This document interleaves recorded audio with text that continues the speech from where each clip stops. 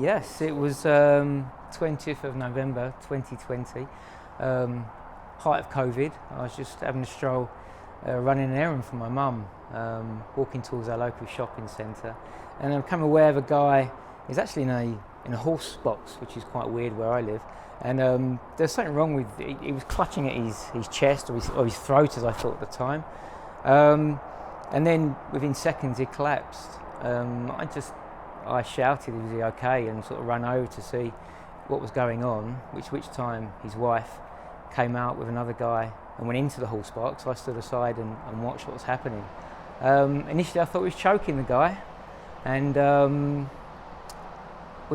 called the ambulance, was on the phone to the ambulance, was talking us through it, and became aware that Pete, the guy, had chest pains during the day. So at that point, on the advice of the people on the phone, they said to start chest compressions. Unfortunately, Pete's wife, Jackie, was unable physically to do it. She knew what to do, she'd learnt CPR, but couldn't physically do it. So at that point, it was my turn to step up. So I'd had some training in CPR. It was about 15 years prior. I did a snowboard instructor's course, and it was part of the course, but I knew what to do, but never really put it into practice. But the technique is so simple that you just kick straight into gear. So I spent probably like 10 or 15 minutes, according to Jackie, full of adrenaline, just doing the CPR on Pete until the paramedics turned up. It was quite a relief actually when you hear the paramedics turn up.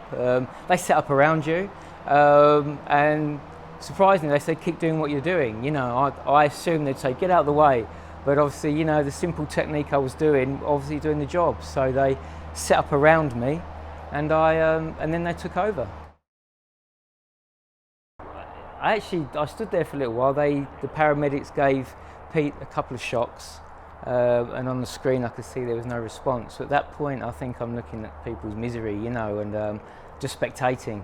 So I wished them all the best and left. I ran the errand for my mum in the doctors, which is a minute's walk away, which is a bit surreal because 1 minute it was like an episode of Casualty, and next minute I'm in a doctor's surgery trying to book an appointment for my mum.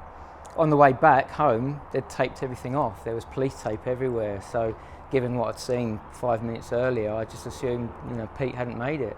So I went home and told my wife what had happened, and that was it, really. You know, for the next few weeks, you sort of, you know, I questioned, you know, could I have jumped in sooner? You know, would it have been better but not being medically trained, you do question yourself, which now I'd urge people not to, just have a go.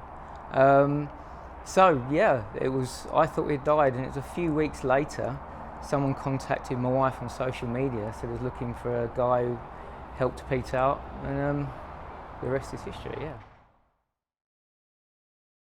Pete is doing great. He spent 5 weeks in hospital. I believe he left hospital Christmas Eve, so he was home for his family on Christmas Eve.